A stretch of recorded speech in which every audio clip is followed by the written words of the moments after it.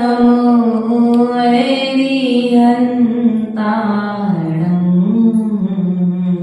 ॐ नमो अरिहन्ताणम् ॐ नमो सिद्धिसिद्धाणम् ॐ नमो सिद्धिसिद्धाणम् ॐ नमो आयर्याणम् ॐ नमो ॐ आर्याणम् नमो वज्रायाणम् ॐ नमो वज्रायाणम् ॐ नमो लोय सब सागुणम् ॐ नमो लोहितवेदागुणम् मीरायणं नमोऽस्तु गुरु सदा श्रद्धा भरी भावना जियो आपे अनंत काल जब जग में मेरी यही प्रार्थना दाता आपे महान ज्ञान धन के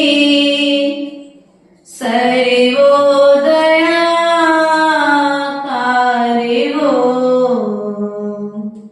पूज्याचार्य विराग सागर सदा मेरा नमस्कार हो पूज्याचार्य विशुद्ध सागर सदा मेरा नमस्कार हो पूज्याचार्य विभव सागर सदा मेरा नमस्कार हो।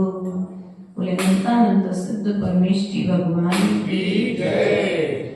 देवादिदेव मूलायक चिंतामणि पार्श्वनाथ भगवान की जय। देवादिदेव शासनायक भगवान महावीर स्वामी की जय। आचार्य भगवंत कुंद कुंद स्वामी की जय। आचार्य भगवंत विराट सागर जी विशुद्ध सागर जी विभव सागर जी महाराज की जय। सांग जिनवाणी माता की जय। सिद्ध श्री माता जी की जय। हरिका संत की जय। प्रिय बंधुओं,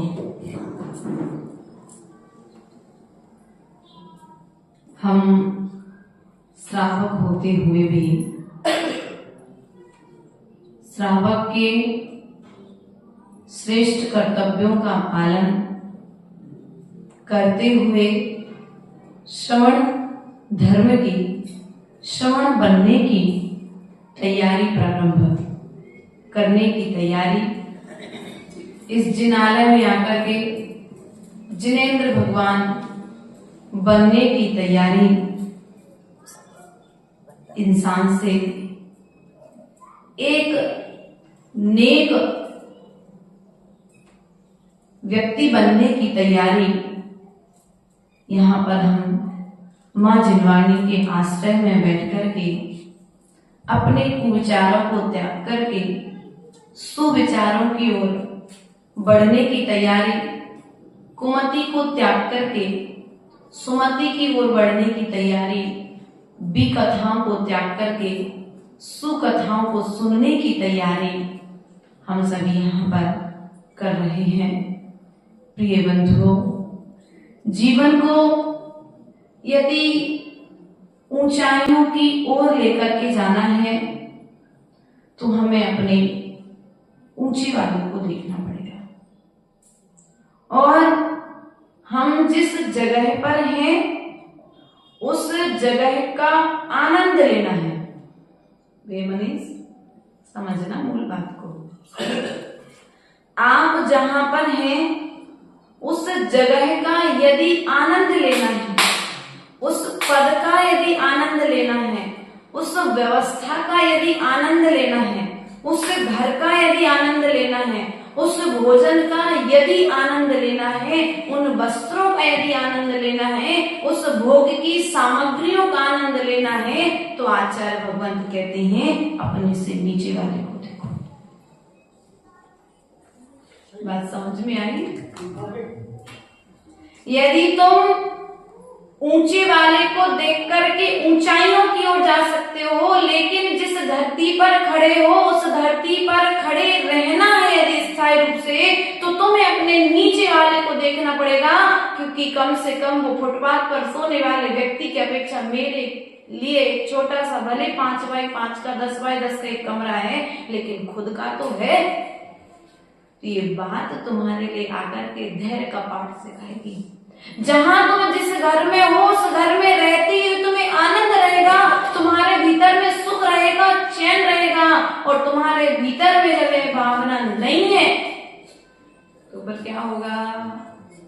बोलो तो। ऊपर वाले को देख करके तुम ऊपर वाले की तरह बनने का पुरुषार्थ तो करना, लेकिन जहां हो वहां पर रहते हुए जब आनंद रहेगा तब ऊपर वाले के जैसे बन पाओगे।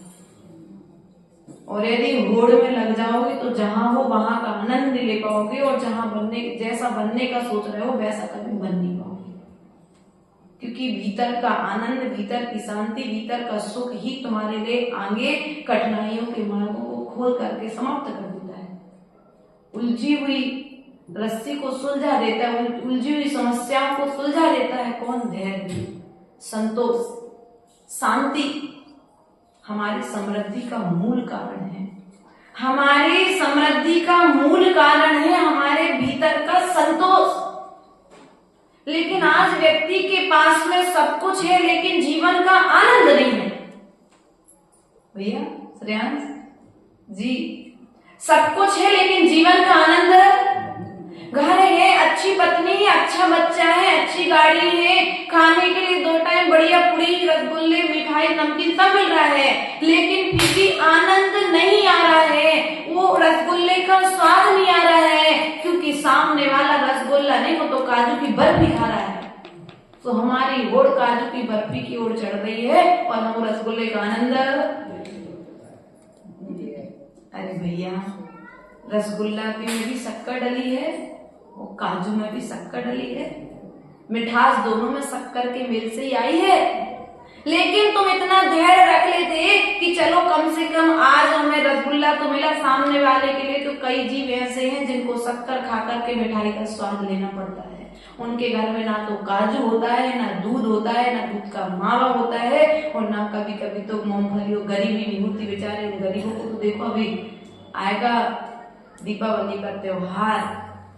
इसलिए प्रिय बंधुओं, यदि तुम जीवन में सुख चाहते हो, जीवन को उन्नति की ओर ले जाना चाहते हो, तो धैर्य धारण करो, संतुष्टि भीतर में धारण करो। जो है सो ठीक है, और जो मिल जाए सो ठीक है। अब तुम्हारे पास जो नहीं है सो तुम उसको प्राप्त करने में कूदते रहोगे, और जो नहीं था वो मिल जाएगा उसमें फूल जाओगे, और जब फूल जाओगे तो फूलना भी तुम्हें दुख का कारण बनेगा, और फूलोगे तो फूलना भी तुम्हें दुख का कारण बनेगा कि नहीं बनेगा। इसलिए यदि दुख से बचना चाहते हो, जीवन में उन्नति चाहते हो, तो कम से कम भगवान को धन्यवाद दो, गुरु को धन्यवाद दो, प्रभु को धन्यवाद दो। जिनवाणी के शरण में जब बैठो, धन्यवाद दो जिनवाणी माता को कि कम से कम मैं प्राकृत संस्कृत में आपके श्लोकों को नहीं पढ़ रहा हूँ, लेकिन कम से कम मैं देख तो पा रहा हूँ। क्या कभी कभी ऐसा मन में भाव आता था कि आचार्य गुरुदेव ने सबको व्याकरण पढ़ा दी, मुझे व्याकरण नहीं पढ़ाया। मन में आता था कभी कभी विचार। अब पुण्य उदय सबका अपना अपना रहता है, तो भीतर में एक ही बात भीतर में आई, कम से कम सबको व्याकरण पढ़ाई है, लेकिन उस व्याकरण को हल कैसे करना है। सबको संस्कृत की व्याकरण पढ़ाई है, हमको जीवन की व्याकरण पढ़ाई है कि लोग संस्कृत व्याकरण को हल करके खुश हैं, हम जीवन की व्याकरण को हल करके खुश हैं। इसलिए अपने जीवन की व्याकरण को हल करना आना चाहिए, जीवन की समस्याओं को हल करना आना चाहिए। किताबों की गणित तो सब लोग हल कर लेते हैं, लेकिन जीवन की गणित को कैसे हल करोगे? तो जीवन की गणित यदि हल करना है तो जिनवाणी का आश्रय लेना पड़ेगा, क्योंकि जिनवाणी के बाहर तो कुछ है क्या? बोलो तो। क्योंकि हम सामने वाले को जैसा समझ रहे हैं, सामने वाला मुझे वैसा दिखाई दे रहा है। नारद की जीव जो होता है वो नरक के जीवों की एक स्थिति होती है, वो अच्छाई को देख नहीं पाते, उनके पास वो अवधि ज्ञान, उनकी स्थिति वैसी है, उस नरक की व्यवस्था ही वैसी है, उन्हें अच्छाई में भी बुराई दिखाई देगी। वैसे ही कुछ श्रावक सृष्टि होते हैं जिनका एक नजरिया बदल जाता है, व्यवस्था उनकी नजरिया ऐसा बन जाता है कि सामने वाला उनके साथ कितना भी अच्छा करो उसमें भी विखोट निकाल देते हैं ना। लेकिन कोई बात नहीं, सामने वाले का नजरिया बदला है, तुम सामने वाले के नजरिए के तुम मत बदलो, तुम जैसे थे तुम वैसे ही रहो। सूरज के सामने बादल कुछ दिन के लिए आ सकते हैं, लेकिन स्थायी रूप से बादल रुकने वाले भैया। जालो लग गो तो साल भर पहले, साल भर से जालो कचरा इकट्ठो हो रहा तो घर में, सो दीपावली पर क्या करोगे अमीरचंद जी? सब कचरा बस ऐसी तक गुरु के चरणों में जाओ, जितने भी राग देश कथाएं भी कथाएं हुई है, कसाई हुई है, उन सबको जाकर के क्या करो, प्रायश्चित लेकर के दूर हो जाओ। जीवन में शांति चाहिए, जीवन में सुख चाहिए है, जीवन को समृद्धमय बनाना है तो समृद्धि भीतर से प्रारंभ होती, बाहर में बाद में दिखती। विचारों से समृद्ध बनना पड़ेगा, भावों से समृद्ध बनना पड़ेगा, और जब भावों में और विचारों से जब तुम अमीर होगे तो बाहर में अमीर होने में समय बोलो तो लगेगा क्या? विचारों में तो इतने संकुचित विचार हैं कि हमने 2 की रोटी बनाई, तीसरा पीवा नहीं जाएगा। ऐसा भी कई लोगों के पास देखने में संकुचित विचार, क्योंकि परिवार जब संकुचित हो रहा है तो बुद्धि भी संकुचित। आचार्य गुरुदेव कहते थे संग छोटा रखना लेकिन सोच विशाल रखना। क्या? संग छोटा रखना लेकिन सोच बड़ी रखना, क्योंकि बड़ी सोच हमें बड़ी उन्नति की प्रेरणा देती है, छोटा संग हमें उन्नति में सहयोग बनता है। आगे जाने के लिए अपन जितना बड़ा संग लेंगे उतना लेट पहुंचेंगे, लेकिन संग को संग के साथ में तो रखना, लेकिन संग को अपने साथ में रखना, लेकिन मस्तिष्क पर ये भावना मत रखना कि ये मैं चला रहा हूं, क्या ये मैं कर रहा हूं, ऐसा मत सोचना। भैया आचार्य श्री बोलते थे, ये जितने 10 दीक्षार्थी किसी ने कह दिया आचार्य श्री अभी आचार्य श्री आप तो वृद्धों को दीक्षा दे रहे हो, चिक्का काम के आपके। आचार्य श्री ने बोल दिया ये हमारे काम के नहीं है, लेकिन हम तो इनके काम के हैं। क्या? ये हमारी सेवा नहीं कर सकते, लेकिन ये कम से कम अपने आत्मा के प्रदेशों को कर्म से रहित तो कर सकते हैं, उस योग साधना तो कर सकते हैं। हम तो इनके लिए कम से कम नमोकार मंत्र सुना सकते। अंतिम समय में जो काम इनका पुत्र नहीं कर पाए, जो काम इनकी बेटी नहीं कर पाए, जो काम इनकी बहू नहीं कर पाए, वो कार्य करने का, महावीर की शासन की सेवा करने का सौभाग्य मुझे मिला है। ऐसी विशाल सोच, बोलो तो विशाल सोच जब होगी तो वह विशाल सोच तुम्हें सुख देगी। वरना लोग कहेंगे अरे यार बूढ़ो बूढ़ो को दीक्षा जैसे फायदा का है, ये नहीं की सेवा और हमें करनी पड़ेगी। जेहों का काम करेंगे। आचार्य गुरुदेव हमेशा एक चीज कहते थे, अंधे के लिए लाठी हमेशा सहारा होती है। अंधे के लिए लाठी आंखों से दिख नहीं रहा है, लेकिन फिर भी यदि उसके हाथ में लाठी है तो पशु पक्षी उसके आसपास में नहीं आएंगे, बुरे लोग उसके आसपास में नहीं आएंगे। उसी प्रकार से यदि साधक हैं, अभी हम लोग विहार करके आ रहे थे इंदौर, तो रास्ते में एक जगह पर हम लोग का रुकना हुआ है ना, और जब रुकना हुआ तो एक स्थान पर आचार्य गुरुदेव ने, शायद अभी की घटना थी या पूर्व की, उन्होंने सुनाई। तो वहां पर साहब मुनिराज अकेले रुके थे उस स्थान पर, कोई मुनिराज होंगे, तो उन्होंने बताया कि वो मुनिराज अकेले रुके थे, और जब अकेले रुके थे तो कुछ डाकू घुस गए सामने वाले के, सार वगैरह रहती ना, और उस सार में गाय बंधी थी। कौन बंधी थी? गाय बंधी गायों के भय से, जैसी गायों ने देखा तो गायों ने आवाज करना चालू कर दिया कि कोई हो, चाहे कुत्ता हो चाहे गाय हो, कुछ नया देखते हैं तो ये तत्काल नए व्यक्ति को देख करके कुछ न कुछ प्रतिक्रिया की। और जैसे ही उन गायों ने प्रतिक्रिया की, तत्काल लोग इस गांव के इकट्ठे हुए मुनिराज की रक्षा।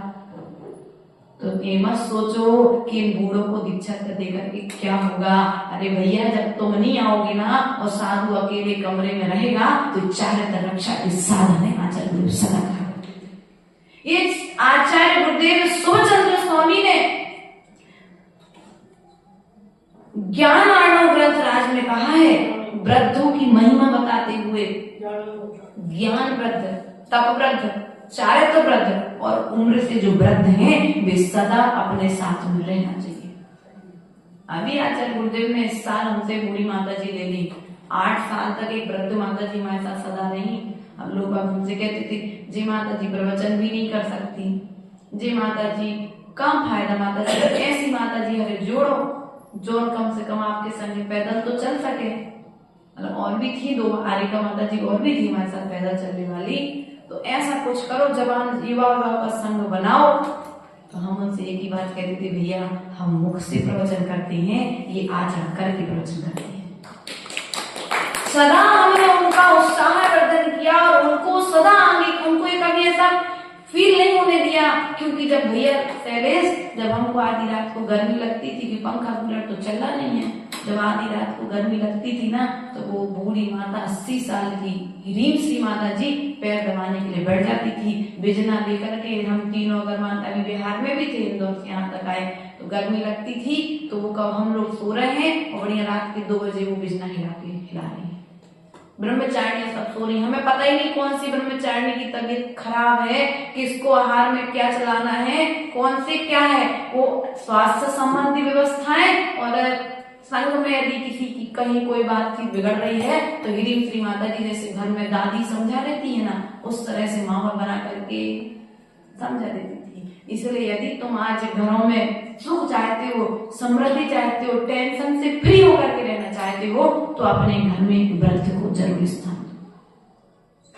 आज बच्चे पैसा कमाने जा रहे हैं, मम्मी पापा जगह नहीं है तो आप वृद्ध आश्रम में ले लेना, घर हमारा बहुत छोटा बना है, इधर पर एक ही तो कमरा है, या फिर आप किचन में सो जाना। नहीं भैया, तुम जैसे भगवान को आदर देते हो ना, उसी प्रकार से जन्म देने वाले माता पिता को यदि आदर दोगे तो जिनके निमित्त से तुम्हें ये देह मिली है ना, उनके निमित्त से देह छूट भी जाएगी।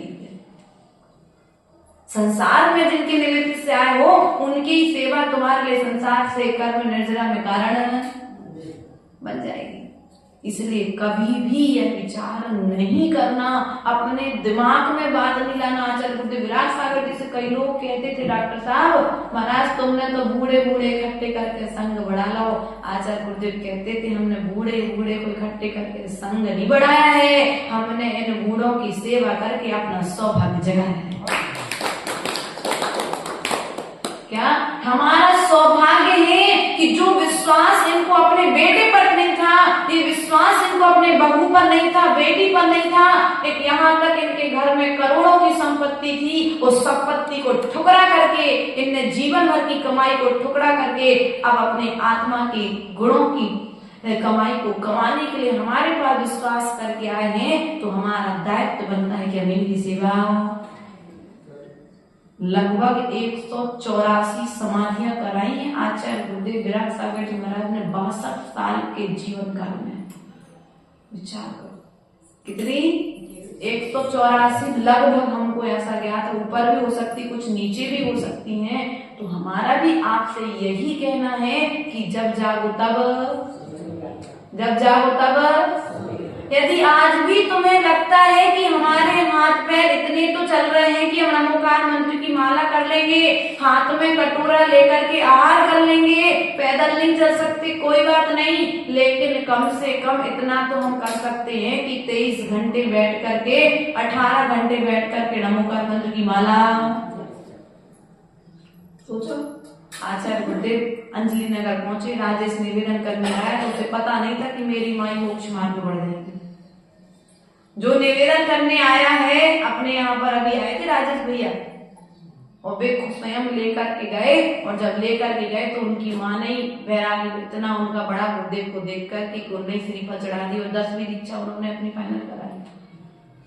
कब जीव किस रूप में किसके निमित्त से जाग जाए, किसके निमित्त से उसके जीवन में परिवर्तन आ जाए, इस चीज का कोई भरोसा।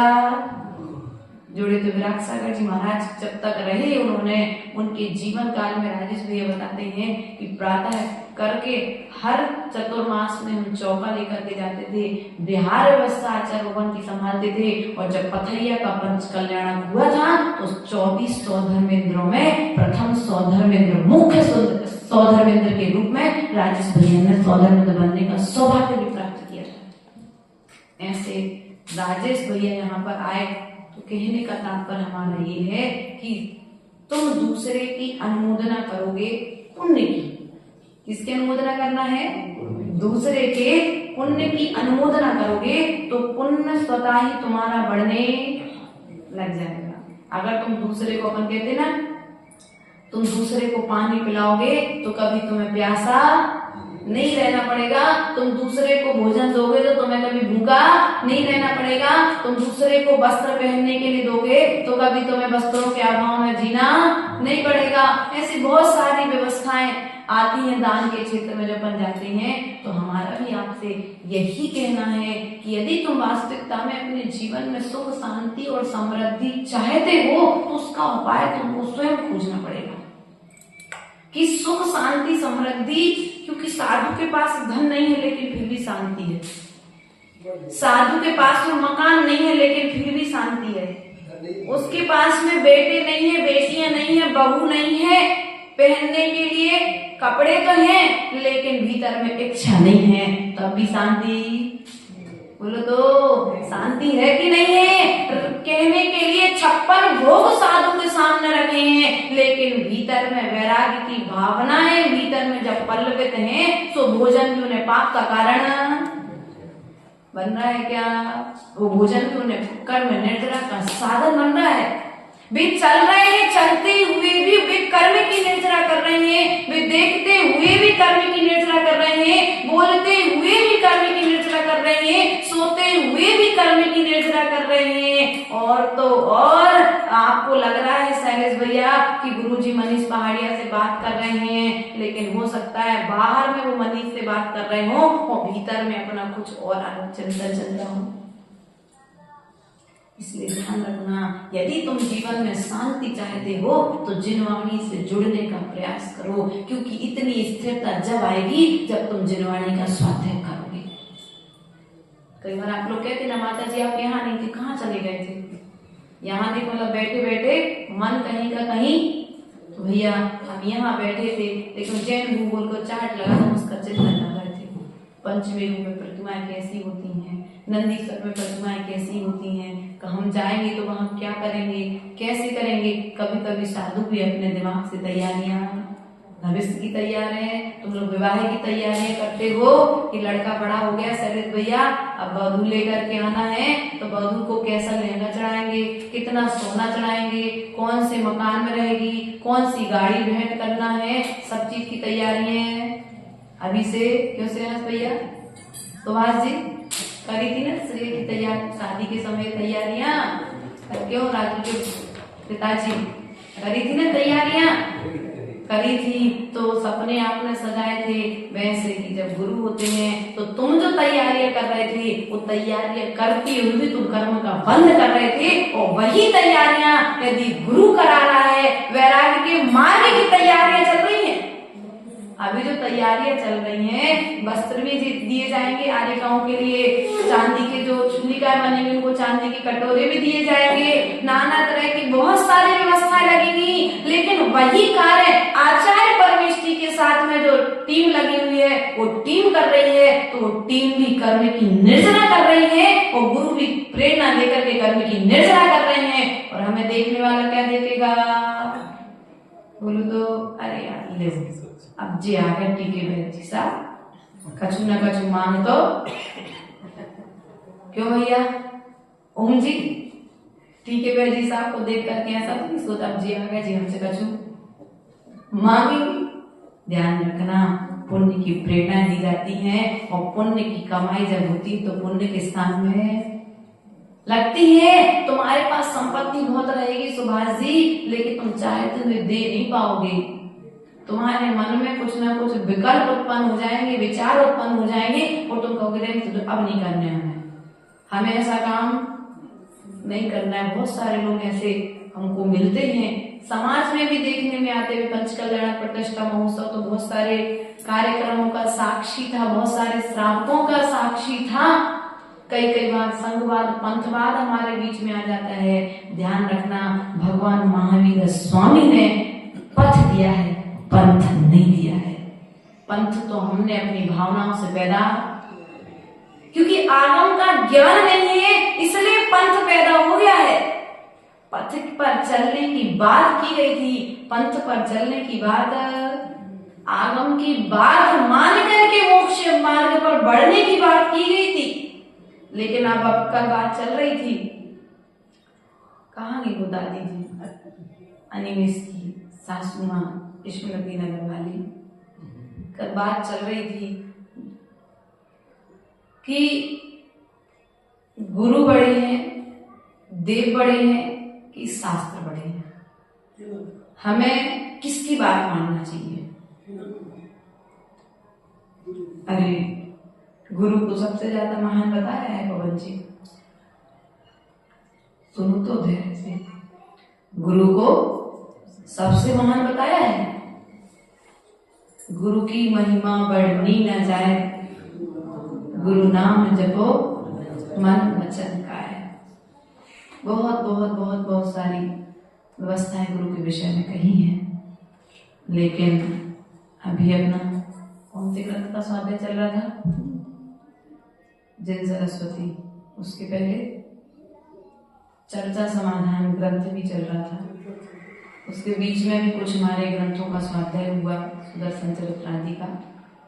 तो उसमें एक बात आई, यदि जो बात आगम में लिखी है और गुरु ने वो बात गुरु शिष्य के लिए गलत बता दी है, पवन जी सुनना, आगम में जो बात लिखी है वह बात यदि गुरु ने जानते हुए भी यदि शिष्य को कोई बात गलत बता दी है, गलत सिखा दी है, गलत कार्य करने की प्रेरणा दे दी है, तो ध्यान रखना शिष्य तो समय दृष्टि रहेगा, लेकिन गुरु को मिथ्यात्व का दोष लगेगा। क्या? गुरु को मिथ्यात्व का दोष लगेगा।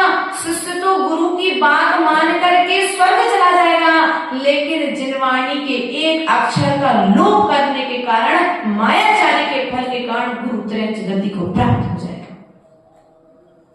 और यदि गुरु के बताने के बाद शिष्य ने वही बात शास्त्र में पढ़ ली है और उसके बाद में भी कहे कि ये बात तो मेरे गुरु ने सही कही थी, गलत बताई थी और इसमें तो ऐसी लिखी है, उसके बाद भी कह नहीं मैं तो अपने गुरु को मानती हूँ, किसी को नहीं मानूंगी। संगश्री माता जी, सवाश्री माता जी, यदि हम ऐसा कहें कि हमारे गुरु ने जो बात कही भैया हम आगम आगम कछु नहीं जाना थे, जो बात हमारे गुरु जी ने कही वही आगम है, नहीं। गुरु प्रभु से प्रभु बनाने में कारण है, लेकिन प्रभु अभी नहीं है, अभी प्रोसेस में है, लेकिन अभी प्रभु, यदि वही गुरु गलत मार्ग बता रहे हैं और आगम में यदि सिद्धश्री ने वही बात पढ़ ली है और विभव सागर महाराज जी के कहने के बाद में यदि उस बात को नहीं मानते हैं, तो सिद्धश्री भी मिथ्यात्व के कारण संसार का कुछ कमंडल हाथ में आने के बाद में भी संसार के दुखों को भोगना पड़ सकता है। इसलिए शैलेंद्र भैया आचार्य गुरुदेव ने एक बात सिखाई है कि यदि कोई बात का उत्तर नहीं आता ना, तो ये कह दो भैया हमने अभी इस विषय में जानकारी नहीं।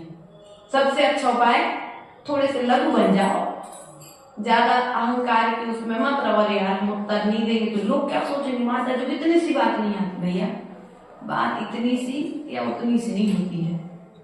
आगम की बात यदि है तुम्हारी बिल्कुल प्रॉपर उस विषय का पूरा ज्ञान है, तुम्हें लगता है कि हाँ तुम्हारी ये बात आगम से रिलेटेड है, तो तुम समाधान दे दो, वरना कह दो भैया हम अपने गुरु से पूछ करके, हमको शुरू में नहीं था ज्ञान, तो हम तो एक ही काम गुरुदेव ने बोल दिया था बेटा जो बात नहीं बने सो तुम कह देना हम अपने गुरु से पूछ के बता देंगे। लेकिन गलत समाधान मत देना, क्योंकि यदि तुम गलत समाधान दोगे, एक व्यक्ति को यदि तुमने गलत बात सिखा दी, ये मान लो तुमने उस व्यक्ति का पूरा एक भाव बर्बाद कर दिया। क्या एक भाव? इस भाव को हम भाव काटने के लिए भाव मुझे मिला था, भाव कम करने के लिए भाव में मन मिला था, लेकिन हमने इस भाव में स्वयं के भाव तो बढ़ाए ही बढ़ाए, आगम के लोभ के कारण और अन्य के भी भाव। वंशी पच नहीं रही क्या? स्थिर होगा एकदम, क्या बात है, ध्यान रखना। अरे हम लोग के समाधान चलेंगे अभी 11:30 बजे तक, ध्यान रखना हमारा। इसलिए मैं आपसे बात कह रही हूँ क्योंकि यदि हम जिनवाणी के एक भी शब्द का लोप करते हैं तो अपने जीवन में स्वयं अपने पापों के बीज बोकर के भविष्य में फल की तैयारी करते हैं। इसलिए जो बात अगर कोई कहे भैया पाप तो 5 होते हैं, आगम ने कहा पाप 5 होते हैं, लेकिन गुरु ने कह दिया नहीं पाप 6 होते हैं। नहीं, गुरु भी कहे ना तो तत्काल गुरु की अभिनय नहीं करना, लेकिन ठीक है गुरु जी आप कह रहे सो पाप 5 हैं, हम तो मान ले गए, लेकिन हमें आप एक बार जिनवाणी में और बता दो ये बात कहाँ लिखी है। विनय पूर्वक तुम गुरु से निवेदन करके उस बात का समाधान, अरे तुम गुरु से समाधान मांग रहे, गुरु ही आगम है, कुंद कुंद स्वामी ने कहा है गुरु ही चलते फिरते शास्त्र है, सब कुछ गुरु है, लेकिन यदि मूलाचार से मिले हुए हैं तो मूलाचार है, समय सार से मिलता जुलता आचरण है तो समय सार है। यदि इनसे विपरीत जा रहे हैं तो वो तात्कालिक, उनकी कोई कर्म की व्यवस्था है, वो तात्कालिक व्यवस्था है, वो शाश्वत अवस्था। इस बात को भी सदा विश्वास रखना है। यदि तुम शांति चाहते हो तो जो छोटी छोटी शिक्षाएं हमारे गुरु ने हमको दी थी, अर्थात परम गुरु से उन्होंने जो प्राप्त की थी वही शिक्षाएं हम आपको देना चाहेंगे कि यदि आगम का ज्ञान नहीं है तो बाहर में अपने ज्ञान का ढिढोरा, ज्ञान का ढोंग, हम ज्ञानी हैं ऐसा बताने की जरूरत नहीं है। यदि तुम गलत उत्तर देते हो, गलत बात सिखा देते हो तो पंडित जी तुम्हें उसका भी दोष लग जाएगा, क्योंकि हम पर तो सिद्धि श्री पर तो सब लोग बहुत विश्वास करते थे समर सिटी वाले, और सिद्धि श्री माता जी ने जो कहा है वो पत्थर की लकीर है। क्या इतना मानते आप लोग कि यदि एक बात कह दी जाए तो उसको पत्थर की लकीर मान लोगे? लेकिन भैया आचार्य गुरुदेव ने एक बात कही थी कि मानने सब लोग माने, लेकिन यदि हम आगम के विरुद्ध जा रहे हैं तो वो श्रावक हमें प्रेम पूर्वक विनय पूर्वक निवेदन करके उस बात को आगम दिखा करके समाधान कर सकता है। और यदि हम उस आगम की बात को ना माने तो हम सामने वाला तो मानेगा क्योंकि उसकी अंधी श्रद्धा है, क्योंकि जब अंधी श्रद्धा होती है ना डॉक्टर साहब तो होता ऐसा है गुण भी दोष रूप दिखाई देते हैं और दोष भी गुण रूप दिखाई देते हैं। देखा ऐसा? आचार्य गुरुदेव इस चीज को ऐसा कहते थे, अपनो बेटा कोई पाप करे सो बहुत महान है और दूसरे को बेटा करे सो क्यों? अपने बेटे से रहा गया ना, वो अंधविश्वास है ना, नहीं मेरा बेटा तो ऐसा काम कर ही नहीं सकता है, और अगर करा होगा तो सही करा होगा। नहीं भैया, जो सच्ची श्रद्धा होती है, समय दृष्टि की श्रद्धा होती है, वो दोष को दोष मानता है और गुण को गुण रूप मानता है, गुण को दोष रूप नहीं कहता है और दोष को गुण रूप। लेकिन जो मिथ्या दृष्टि जीव हैं वे क्या कहेंगे? अरे भैया तुम्हें पता नहीं है, वे सिद्ध श्री माता जी है ना, जो बहुत सारी बातें ऐसी दिक्कत आती है, कभी कभी लगता है विचार करते हैं कि व्यक्ति की सोच कहां से कहां चली जाती है और वही सोच वही विचार उसके दुख का मूल कारण बन जाती है। इसलिए यदि किसी को संभालना है तो अपने विचारों को संभालो। किसको संभालो? एक बार किसी ने चलो बता ही देते तुम लोग के पेट में, फिर वो उड़ता जैसे चुर जाएंगे नहीं तो कि कौन सी बात अटक गई माता जी के उसमें। ऐसा हुआ कि मैं 2018 में थी। डोंगरगढ़ के अध्यक्ष प्रकाश चंद जी राजनांद गांव के थे और उन्होंने हमारा चातुर्मास 2018 में राजनांद गांव में हुआ। चंद्रगिरी से जो लगा हुआ है पूरा, मतलब डोंगरगढ़ पूरा चंद्रगिरी पूरा राजनांद गांव ही देखता है कुल मिलाकर के। डोंगर गांव, राजनांद गांव और दुर्ग 3 जगह की कमेटी मिलकर के देखती है पूरा। तो पप्पू जी आए, पप्पू भैया प्रकाश जी आए, बोले माता जी एक काम करो, हम आपका चातुर्मास तो करा रहे हैं लेकिन आपको ऐसा ऐसा काम करना पड़ेगा, मतलब आचार्य श्री की जयकारा लगानी पड़ेगी और बहुत सारी चीजें ऐसी बोली। तो मैंने कहा बड़े हैं तो जयकारा लगाने में दिक्कत क्या, और आपको ये बात कहनी क्यों पड़ रही मुझसे। उनको ऐसा लगा कि हम विराट सागर जी की परंपरा के हैं तो हम थोड़ा सा विरोध। लेकिन भैया जैसा शैलेंद्र भैया एक दिन हमसे रास्ते में कह रहे थे, हम लोग जब ड्रीम सिटी हाथ करने के लिए जा रहे थे, तो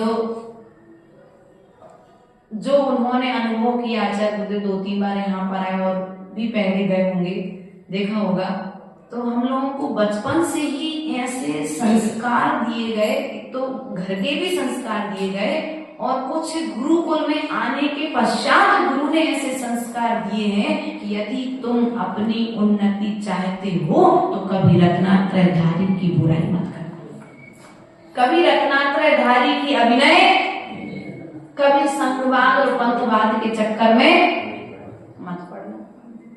तो ऐसी बहुत सारे कथानक आ जाते हैं। कभी कभी लोग सोचते हैं अरे उस संघ की माता जी हैं तुझे विरोध करेंगी, या फिर जी ऐसी कहेंगी, या फिर ऐसा करेंगी तो हम ऐसा करेंगे, फिर चतुर्मास को इस प्रकार से बिगाड़ देंगे, तो फिर इस संघ की आप भावना। लेकिन आचार्य गुरुदेव ने सदा रत्नात्रय के प्रति इतना श्रद्धा भर के हम लोगों को विदा किया है अपने संघ से। भैया छोटा आ जाए तो हाथ जोड़ लेंगे और बड़ा आ जाए तो नमस्कार कर लेंगे। क्या कोई भी संघ का हो, चाहे आचार्य श्री विद्यासागर जी के संघ का हो, चाहे आचार्य भगवंत विराट सागर जी के संघ का हो, चाहे सन्मति सागर जी के संघ का हो, चाहे दक्षिण वाले शांति सागर जी के संघ का हो, चाहे शांति सागर छाणी के संघ का हो, चाहे आदि सागर अकलंकी परंपरा का हो, कोई भी परंपरा का हो, आचार्य गुरुदेव ने कहा है सभी की परंपरा में जितने भी साधु होंगे सब में दर्शन ज्ञान चरित्र से मिले हुए ही होंगे। यदि ये 3 नहीं है तो वो साधु भी नहीं। इसलिए तुम्हें तो जहां पर भी संग श्री ये 3 दिखे तत्काल हाथ जोड़ लेना।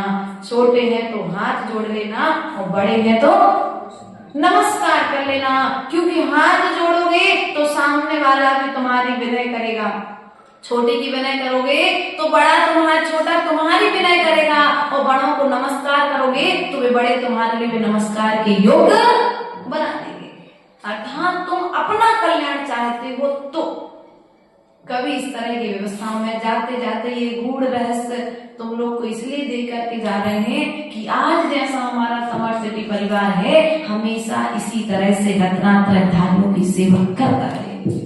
ये गूढ़ रहस्य इसलिए बता दिए क्योंकि जब हम 9 साल से 10 साल से आचर पिछी कमंडल लेकर के विचरण करते हैं तो ये सब चीजें देखने में आ जाती हैं। कभी जयकारा के ऊपर से आते हैं तो कभी फोटो के ऊपर से बातचीतें आती हैं।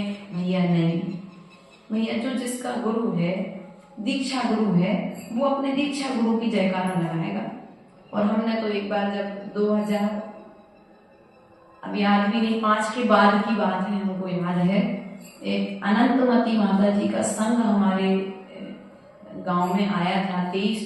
19 माता जी थी उस समय, बंटा से बिहार करके आया था। तो बाजू में बेला जी में संघ विराजमान था, तो वो संघ भी हटा में आया। तो उनके संघ की भी कुछ माता जी थी और वो भी थी, तो दोनों माता जी के संघ जब विराजमान हुए एक मंच पर, क्योंकि समाज की व्यवस्था थी, तो उनने कहा कि मतलब वो सन्मति सागर जी बड़े हैं तो आप अगर हमारे गुरु की जयकारा लगाएंगे तो हम भी आपके गुरु की जयकारा लगाएंगे। तो उस समय आचार्य श्री की संघस्थ कारिकाओं ने समाधान दिया था कि जब भी प्रवचन प्रारंभ हो, यदि दूसरे संघ का साधु मंच पर नहीं है तो अपने दीक्षा गुरु की जयकारा, परंपराचार्यों की जयकारा लगाना चाहिए। उस समय उन्होंने वो उन माता जी के लिए समाधान दिया था। फिर दोनों की आपस में बातचीत होकर के तब उसी समय अपन ये बात सीख ली थी। जब जन्मदिन होता है, दीक्षा दिवस होता है, तो भैया उत्सव पर अपन इस कार्य को कर लेते हैं। बाकी अपने जीवन को उत्सव में बनाने वाले गुरु की जयकारा तो अपन रोज लगाते ही हैं। इसलिए कभी तुम लोगों को इस प्रकार से कभी ना साधुओं से करना, जैसे अभी तक तो तुम लोगों ने नहीं किया होगा, उसी का परिणाम है कि पिछले साल से लेकर के इस साल तक तुम्हारे यहाँ साधु आ रहे हैं। और यही व्यवहार सदा तुम बना करके रखना। जयकारा करना है सो तुम कर लो भैया, तुम कर लो, लेकिन कभी किसी साधु को बाध्य, क्योंकि जयकारा के चक्कर में तुम साधु को उलझा दोगे। वो साधु उलझेगा तो समाज में बड़ा प्रभावना होगी कि नहीं होगी। इसलिए ना कभी जयकारा में उलझाओ, ना कभी फोटो में उलझाओ। ये सब फोटो और जयकारा वैसे किसके होते हैं? एक बार तो ये भी कह दिया भैया, शुरू में निकले थे, साहेगढ़ में थे, 50 ब्रह्मचारी हैं, आचार्य जी की संगस्थ व्रती बनकर के अपने घर में रहती हैं। तो हमारे पास एक दीदी आई, बोली क्या माता जी आप आचार्य जी को जन्मदिन की से मना लेती थी, मैं चौक अलग कराए। हमने हट तो मांगे शायद संकुचित बुद्धि जो जिनकी, मतलब क्या शब्द बोलूं मैं उनके लिए, मतलब हमने कहा यदि आप दीदी अगर आपको ऐसा लगता है तो ऐसे ही सही, हमारा तो कोई पुण्य है ही नहीं और भाग्य है ही नहीं। आचार्य जी की जयकारा लगा के भी यदि साधु श्रावक चौका लगाते तो आपकी समझ से वो ही सही, लेकिन गुरु की जयकारा है, गुरु का जन्मदिन इसलिए नहीं मनाते हैं कि उनके नाम से लोग हमें पूजे, हम इसलिए मनाते हैं कि आपने जैसे निर्दोष चारित्र का पालन किया है वैसा निर्दोष चारित्र का पालन हम भी कर सके। आपने अपने जन्म को सफल किया है चारित्र को दान करके, इसलिए हम आपका जन्म दिवस मना करके अपने कर्म की निर्जरा, आपका समाधि दिवस मना करके अपनी कर्म की निर्जरा।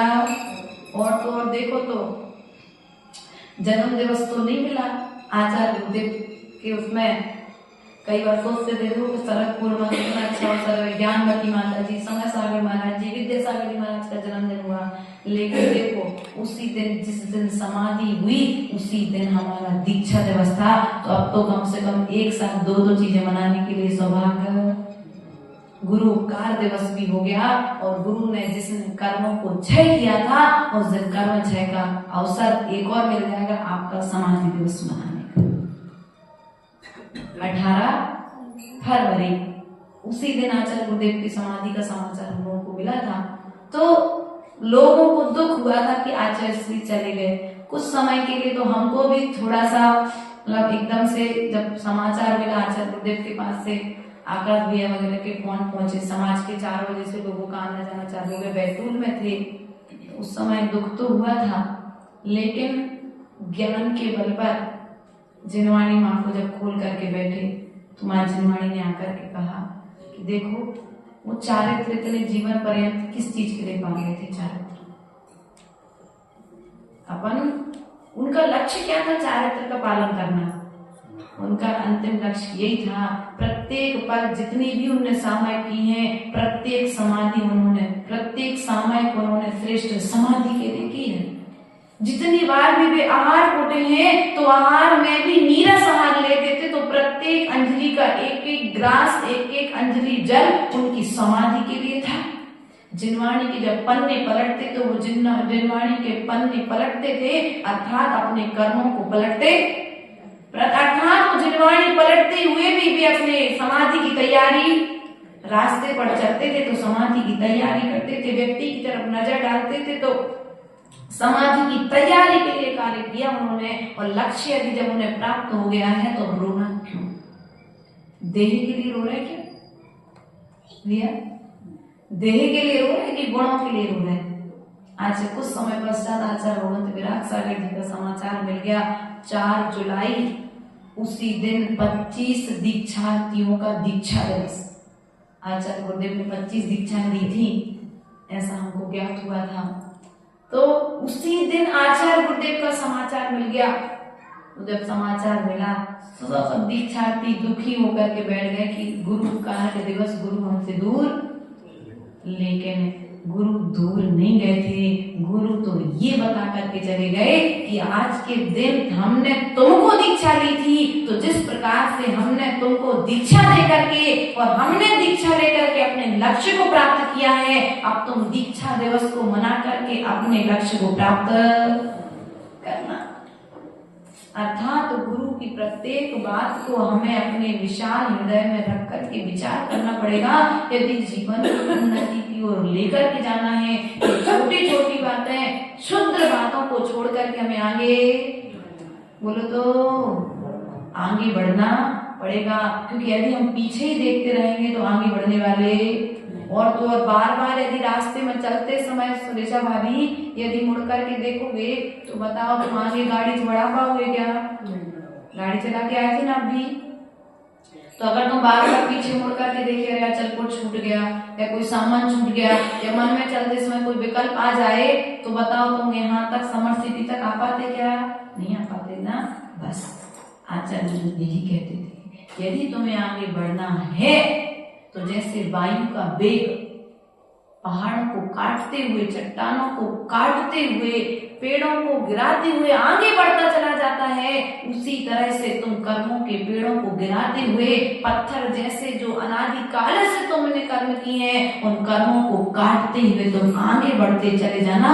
लोगों की तो आदत है, अच्छा करोगे तो भी कहेंगे और बुरा कहोगे तो भी कहेंगे। उनकी कहने की आदत है, तुम सुन करके निकालने की आदत है।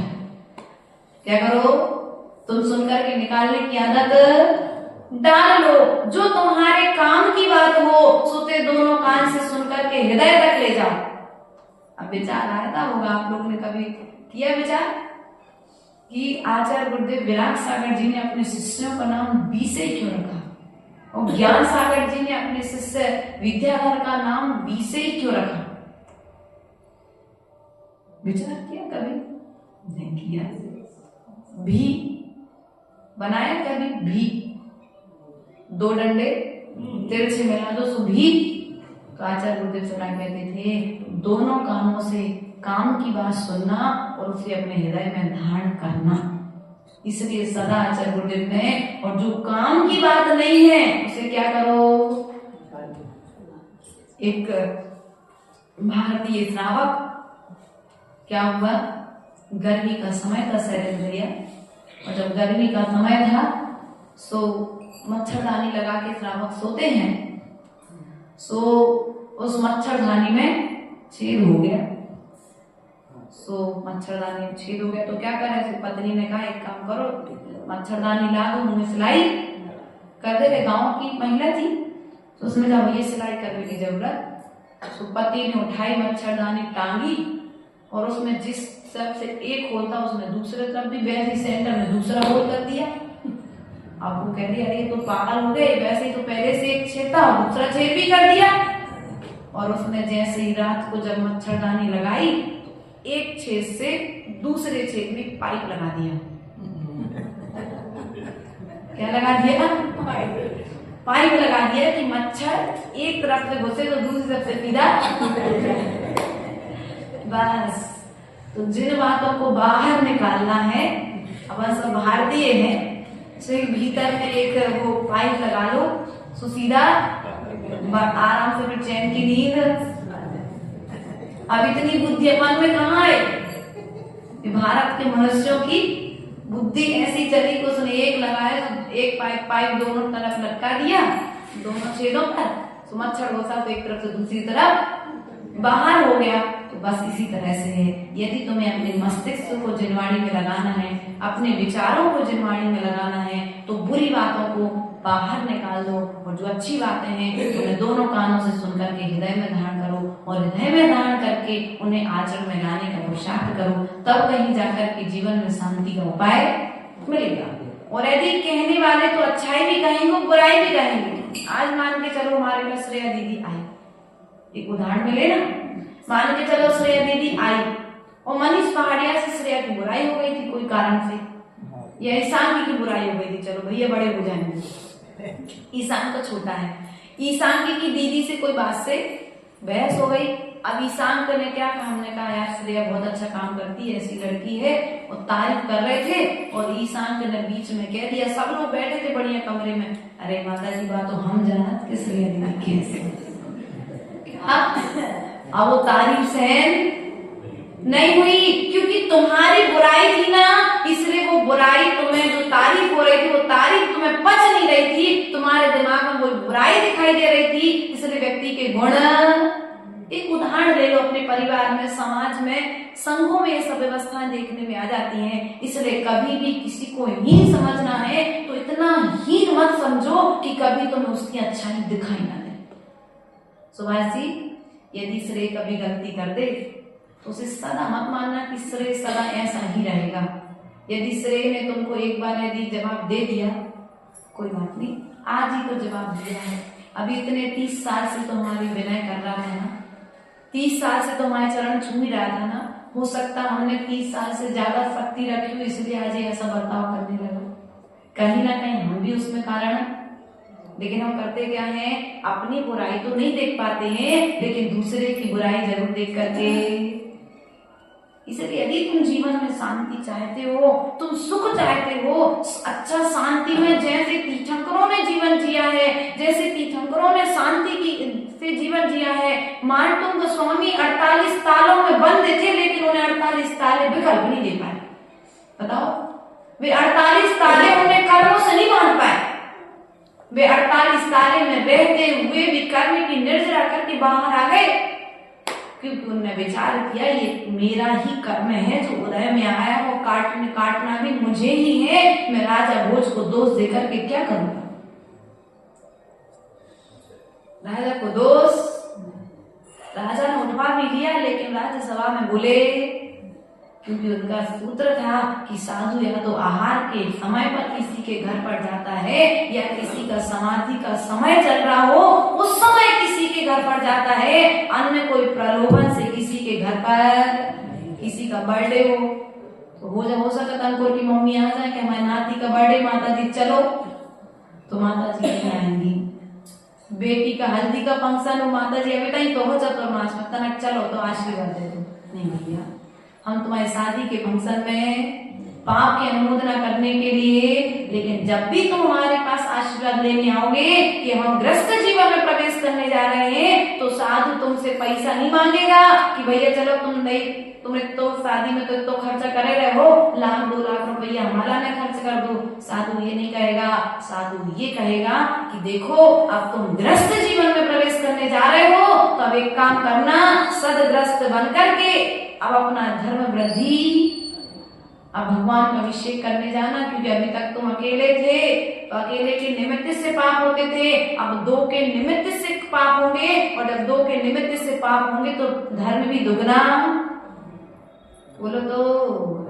इसलिए कभी भी आचार्य गुरुदेव के पास में कोई भी नया जोड़ आता है, आचार्य गुरुदेव उसे एक शास्त्र भेंट जरूर करते हैं। वो कहते हैं 1 साल के भीतर में शास्त्र को पढ़ करके, और साथ में एक नियम और देते हैं कि देखो आज तुम्हारी शादी का पहला दिन है, क्या भैया, शादी का पहला दिन है, और आज 1 साल में 1 दिन का, महीने में नहीं शरीफ भैया, 1 साल में 1 दिन का ब्रह्मचार्य व्रत, दूसरे साल में 2 दिन का ब्रह्मचार्य व्रत, तीसरे साल में 3 दिन का ब्रह्मचार्य व्रत, 4 साल में 4 दिन का, और 5 साल में 5 दिन का, और अर्थात 20 साल में यदि शादी हुई है तो 50 साल की उम्र तक तो कम से कम तुम पूर्ण रूप से ब्रह्मचार्य व्रती बन जाओगे। व्रत की यह व्यवस्था है, लेकिन आज स्थिति क्या है, उम्र ढलती चली जा रही है, सुबह से शाम और शाम से सुबह होती जा रही है, लेकिन हमारा अपने को ध्यान, हम व्रतों से डर रहे हैं, नियमों से डर रहे हैं। तो यह ध्यान रखना, ये संयम का उपकरण है, हमेशा नियमों के बल पर मिलता है, कभी पैसे के बल पर। कोई पैसा दे तो ठीक, नहीं दे तो ठीक, लेकिन इस उपकरण के साथ में संयम की महिमा होती है। नहीं तो मनीष भैया सोचे कि हम माता जी को एक काम करें, माता जी से कोई एक काम पूछ ले और हम वो काम कर देंगे, सो माता जी की चीज हमें दे देंगी।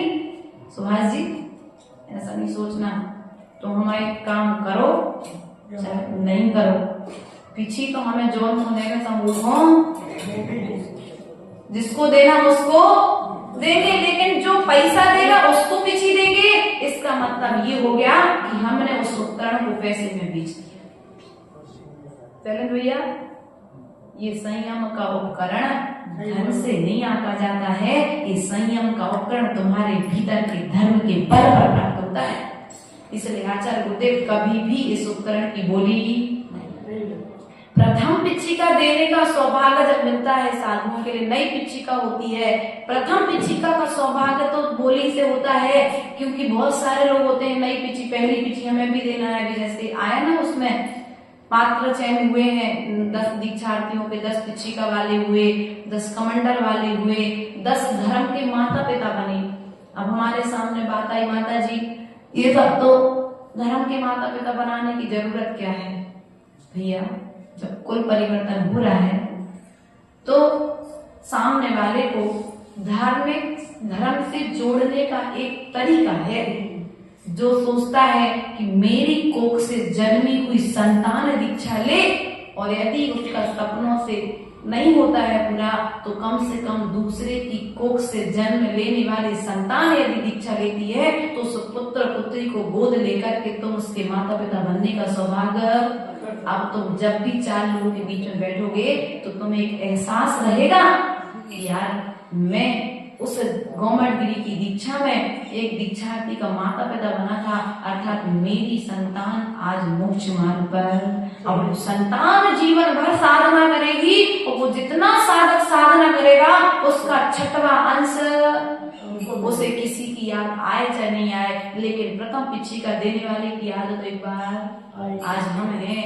2016 में हमें किसी ब्रह्मचारी जी ने दीक्षा दी थी, साहेबपुर के कहाँ के थे, अब हमें नाम याद नहीं, लेकिन जब फोटो एल्बम इन लोगों ने बनाया, उस एल्बम में हमने फोटो देखे, हमने देखो ये भैया थे, इनने पहले कपड़े दान करे थे, हमको वस्त्र दान करे थे चूड़ी का पद के, इनने कमंडल दान करे था, इनने पिच्छी दान करी थी, इनने लगभग माता पिता जो बने थे। तो देखो ये सबके तो एक एक माता पिता बनते हैं। हमारा इतना सौभाग्य रहा कि जैसे ही छोली का दीक्षा की आचार्य श्री ने 8 बजे मंच पर घोषणा करी कि अभी 1 घंटे बाद यहाँ पर छोली का दीक्षा होगी, तो ऐसे लोग आ गए कि हमको माता पिता बनने, बोले हमें माता पिता बनना है।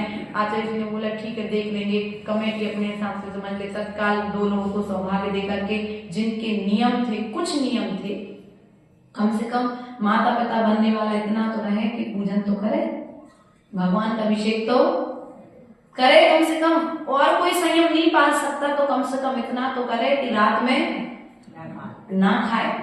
इतना तो नियम ये स्वयं में ही होना चाहिए। ये आचार्य गुरुदेव नियम देते नहीं है। लोग ऐसा सोच रहे थे कि हम पिच्छी भेंट करेंगे, पिच्छी का फार्म भरेंगे तो हमें ये सब कुछ नियम लेने पड़ेंगे। भैया ध्यान रखना है, पुरानी पिच्छी का जिनको भी जो साधु साल भर साधना करता है, पिच्छी के साथ में परिमार्जन करता है, साल भर 6 महीने। अब एक प्रश्न और हमारे पास में आया था सतीश भैया कि माता जी साल में पिच्छी का कितनी बार बदलनी चाहिए? आया तो पवन जी हमसे ज्यादा तो आपने पढ़ लिया। पिच्छी का कोई नियम नहीं आया है ग्रंथों में, मात्र इतना प्रमाण आया है पिच्छी के विषय में कि जीर्ण शीर्ण होने लगे, मार्जन की योग्य जब मोर के पंख उसमें जो लगे हैं वो ना बचे, उसमें जीवों का घात न होने लगे, उसके पूर्व में साधु को अपनी पिच्छी को उपकरण चेंज, कमंडल जब तक उस कमंडल से अपना उपयोग हो रहा है, व्यवस्थित है, खंडित नहीं हुआ है, तब तक उस उपकरण को यूज करे।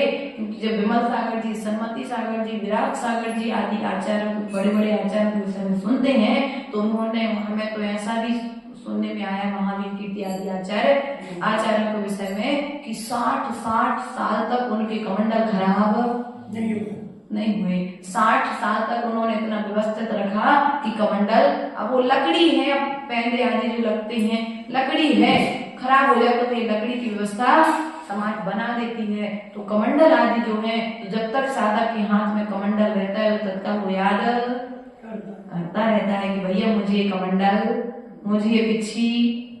तो पिच्छी बदलने के लिए इसका कोई प्रमाण, साल में 2 बार भी कई साधु करते हैं, कोई साधु 3 बार भी भेंट करते हैं, और कई बार ऐसा भी हो जाता है कि भैया शैलेश भैया ने हमें नई पिछी ला के दी तो हम 2 पिछी तो रखेंगे नहीं, सो एक काम करेंगे भैया तत्काल तुम जब हमें पुरानी ले जाओ, हम नई रख के अपना परिग्रह बढ़ाएंगे नहीं। लेकिन आचार्यगण जो होते हैं या संघ का जो मुखिया होता है उससे व्यवस्थाएं बनानी पड़ती हैं। अब उससे व्यवस्थाएं ऐसी बनानी पड़ती हैं, पता नहीं एंड टाइम पर कौन समाधि के लिए आ जाए, एंड टाइम पर कोई साधु से मिलन हो जाए तो एक्स्ट्रा पिछी भी रखनी पड़ती है आचार्य को अपने पास में, एक्स्ट्रा कमंडल भी रखने पड़ते हैं। संघ में जो गणनी आलिकाएं होती हैं, बड़ी आलिकाएं होती हैं, क्योंकि चतुर्वेद संघ की बात आई भैया अपने, है ना। तो अब जैसे आज तो नहीं है, लेकिन कई कई संघों में जैसे माता जी वर्ग जो साथ में रहते हैं तो वे क्या करते हैं, जब आलिका संघों से मिलते हैं तो उनके उपकरण भेंट करने की वस्त्र आदि व्यवस्था के साथ में। अब कहाँ से आएंगे एक्स्ट्रा वस्त्र, श्रावक देगा जब तो उनके पास में, वरना ऐसा हुआ कि क्या दे, शास्त्र दे, डायरी पेन दे रहे, उसके अलावा ऐसी चीज दे कि जो साधु कभी अलग नहीं कर पाए। तो भैया साड़ी दे दो तो 4 महीने तक आराम से, कम 4 महीने तो। और हमारा तो नियम है भैया शैलेंद्र जी कि 4 महीने अगर साड़ी खंडित नहीं हुई है तब तक हम उस वस्त्र को अलग नहीं करते। खंडित हो गया है तो बात अलग है कि अलग करना हमारी मजबूरी है। और हमने तो पूर्व में देखा, चूल्हे का अवस्था में रही हम और हिडीम श्री माता जी जब थे तो 6 महीने में वस्त्र चेंज करते थे। 4 महीने कलर तो बदला है लेकिन फटी तो नहीं, अभी तो उपयोग में आ सकती है। लेकिन अब जैसे माता जी लोग हैं, अब थोड़ी धीरे धीरे वस्त्र जैसे खंडित हो जाते, कभी कमंडल पाटा आदि जो व्यवस्थाएं रहती कभी नहीं देख पाए तो तत्काल साधु को फिर वस्त्र, और कभी यदि कोई श्रावक के हाथ में आ जाए कि साधु का वस्त्र खंडित है तो श्रावक को वो खंडित वस्त्र को अलग करके तत्काल नया वस्त्र ला करके साधु को भेंट, साधु को याचना ना करना पड़े। क्या साधु को, अब पहले तो क्या था कि तुम लोग के घर पे जाते थे कपड़े धुलने तो पता पड़ जाता था, अब तो तुम्हारे घर पे जाते नहीं है, वो कर्मचारी को कोई मतलब रहता नहीं है। इसलिए हमारा ऐसा है कि देखो आप अगर हमको अपने मन को समृद्ध बनाना है, मन को मजबूत करना है तो एक तो अपने ऊंचाइयों पर जाना है, तो ऊंची वाले को देखना है, और जहां पर है उस जगह का यदि आनंद लेना है तो अपने नीचे वाले को देखना है। क्या जहां पर है उस जगह का यदि आनंद लेना है तो अपने से नीचे वाले देखो ऋषभ कि देखो हमारे पास तो कम से कम 4 व्हीलर है, किसी के पास तो साइकिल भी नहीं है। अब तुम सोचोगे यार किसी के पास BMW, कौन सी गाड़ी ठीक चलती। हमारे छोलक जी नाम लेते थे, बोलते थे कि मैं जब दीक्षा के पहले इस बारी गाड़ी में घूमूंगा, मेरे पास छोटा सा था 15-16 साल का, छोलक जी जब नहीं थे, शुभम क्या था, प्रिंस नाम था, जब प्रिंस था तो बोलता था माता जी मैं दीक्षा लूंगा ना तो इस वाली गाड़ी में घूमूंगा, फिर इस वाली कार में बैठूंगा, फिर ऐसा करूंगा, फिर वो तो उस समय बताता था। तो अब किसी के पास ये 50 लाख की गाड़ी है, किसी के पास 5 लाख की गाड़ी है, और 5 लाख वाली गाड़ी भी तुम्हें शिखर जी पहुंचा देगी, 50 लाख वाली भी गाड़ी तुम्हें शिखर जी पहुंचा देगी। बस सीट में बैठने में थोड़ी सी उसकी जो सीट उसमें अंतर आ जाएगा और उसकी रफ्तार में अंतर आ जाएगा, लेकिन पहुंचा तो। लेकिन वो 5 लाख की गाड़ी में यदि सुख चाहिए है तो तुम 50 लाख वाली नहीं देखो, साइकिल वाले को देखो, कम से कम देखो वो धूप में चला के जा रहा है, तुम्हारे ऊपर छाया तो एसी तो चल रहा है, कम से कम इतना विचार तो करो। लेकिन संतुष्ट नहीं होना, तत्काल उस समय के लिए धैर्य धारण करो। सब व्यवस्थाएं नियति के अनुसार समय पर होती जाती हैं, लेकिन हम उतावली यदि करें, क्या करें, यदि उतावली करें, जल्दबाजी करें कि नहीं हमें तो आज ऐसी व्यवस्था होना चाहिए, तो यदि ऐसी व्यवस्थाएं आज के लिए बैठेंगे तो जो है उसमें आनंद नहीं आएगा, और जो है वो भी हम दुख का कारण अपने लिए बना लेंगे। इसलिए जैसी भी बहू है अच्छी है, क्या उनसे पूछो जो उनके लड़का कुंवारे बैठे माता तुम लोग कहते हैं अरे यार ऐसी बहू मिल गई, नहीं भैया कम से कम मिल तो गई। ऐसा सोचो, दुखी मत हो, ऐसा बेटा है, कम से कम तुम्हारे घर में बेटा है तो, जिनके घर में संतान नहीं उनसे पूछो, इसलिए जो तुम्हारे पास में है उसकी कद्र करो, और जो तुम्हारे पास में नहीं है उसकी चिंता मत करो। अगर आज तुम जो है उसकी कद्र करोगे तो जो तुम्हारे पास नहीं है वो वस्तु भविष्य में तुम्हारे पास आ जाएगी। इन्हीं भावनाओं के साथ बोले परम पूज्य आचार्य गुरुदेव स्वामी विभव सागर जी महाराज की जय। अब प्रवचन कम चर्चाएं